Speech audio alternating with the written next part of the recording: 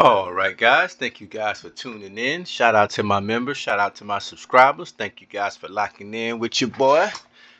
I know it's been a couple days, so let's go ahead and get a video posted so we can keep you guys in the loop and stay updated. So we're gonna get on ahead and get caught up on this weekend.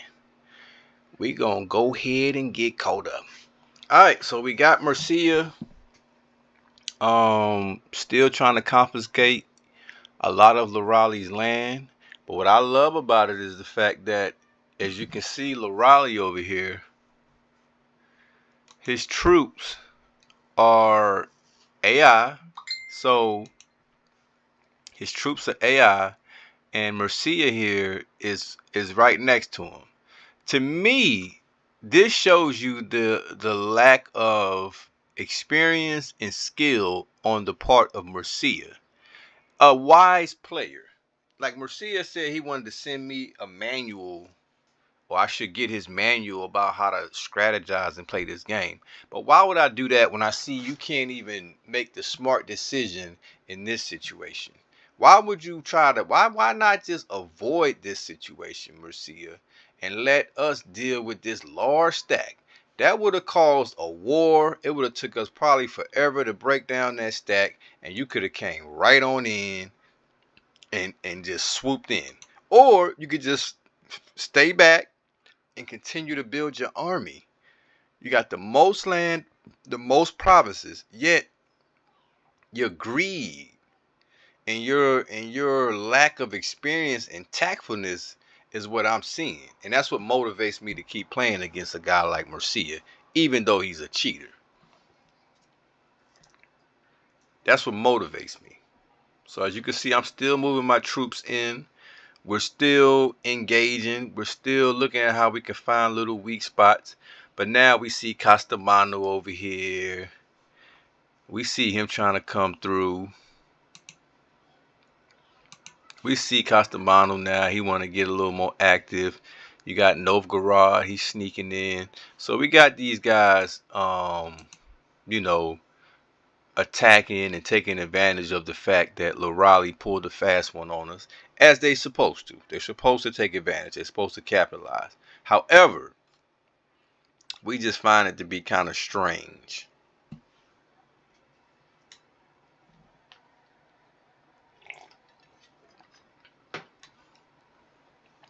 Any questions, any concerns, please leave it in the comment. Another thing I want to say, guys, yes, yes, yes. If you've been wanting to know, you know I haven't said anything about it. But yes, we will be getting another game going soon. So y'all stay on the lookout for that. We will be announcing a new game.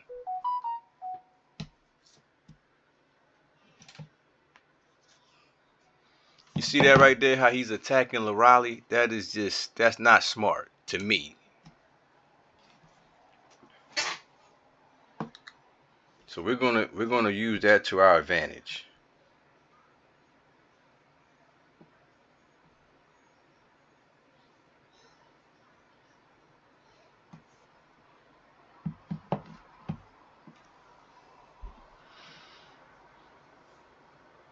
If you're not familiar with what's going on right now, guys, by all means, just go back to part one. Go back to part one and work your way on back down. Now you're going to see how the Supreme Master handles pressure. You're going to see how I look at this map and try to take advantage of the little things and little mistakes that I see Murcia and his coalition making.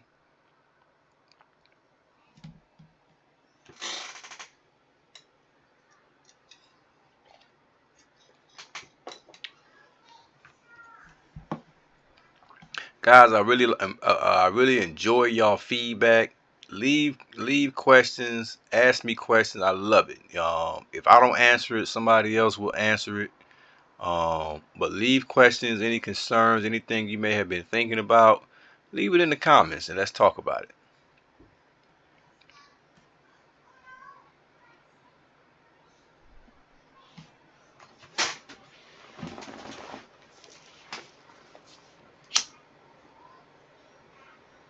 Still trying to get Perth out of there.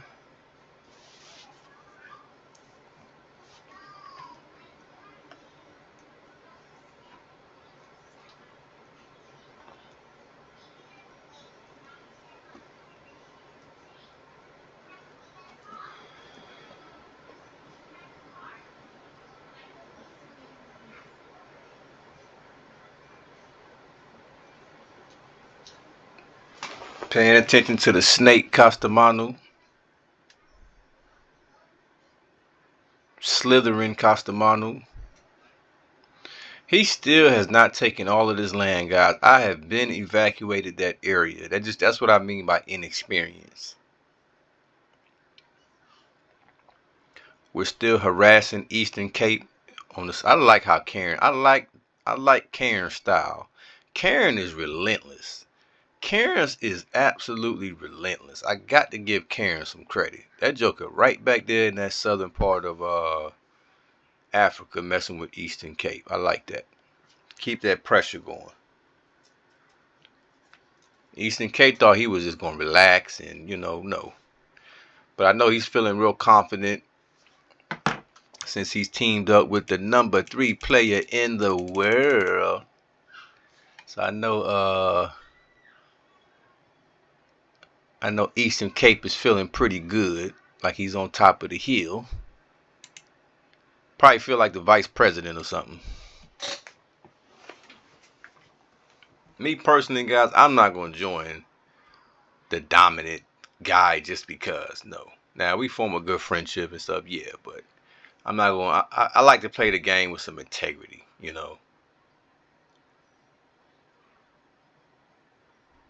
I don't like to play the game like a coward. Now, it's a difference between being a coward and being stupid. Now, I understand that too.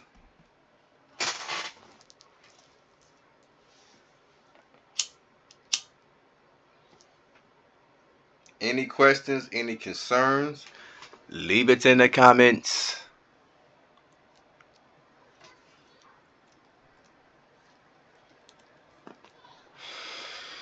So now I've taken so much land and we've gotten through a couple days now to where now I'm confident that I can really hold some of these provinces, which I didn't think I would do. But that just goes to show the inexperience of Murcia. I mean, I thought he was just going to rip through that area a lot sooner, but he seems to be moving rather slowly. So I'm going to take advantage of that. Now, granted, he got those airplanes up there, but he only has 15 bombers, and the rest of those were fighters. So that's not going to do but so much damage. He might end up even start. Actually, he's and they're halfway energized. You see that, guys? Inexperienced. Another one. He didn't put those troops over there. I got a level 5 tank over there. Won't make it. That's why he went ahead and retreated those airplanes, because they were losing. They were halfway filled. They were halfway energized. So I'm doing little things that may not look like it's a big deal, but it's causing him to retreat all over the place. And it's causing him to have to realize you're not just going to run through my army. You're going to earn it. You're going to run into forts and all kind of stuff. I got troops in different spots. I'm keeping my airplanes away from his major airplanes so I can continue to. I'm not going to go airplane for airplane with this guy. I'm going to always move my airplanes a long way away from where he has the majority of his. He would love to go head up with my airplanes. That's not what we're doing. Because he's a much stronger army and he has a lot more resources and he can build way more airplanes than I can at this time. So yeah, we're not going to do that. But hold on, I want to go back here. Thought I just seen something. Let me read what this says.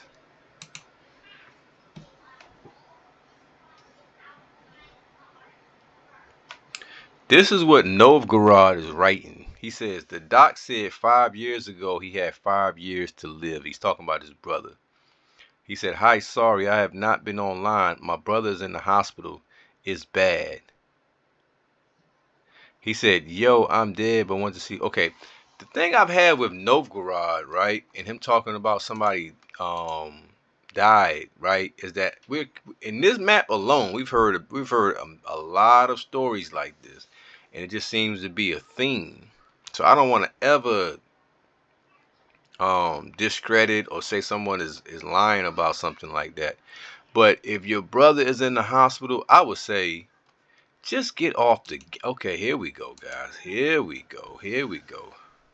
He says, all of you are brave men when I am looking after my dying brother. But when I am online, you run like sheep. You are the type of scum that will rob a dying man and leave him to die. Boy, I tell you. You know what? Let's stop right there. I'm going to stop right here, and we're going to start the next video right on this particular topic. I want to really break this down fully. I don't want to rush through it. So y'all stick with me. Y'all stay tuned. We'll be right back at you.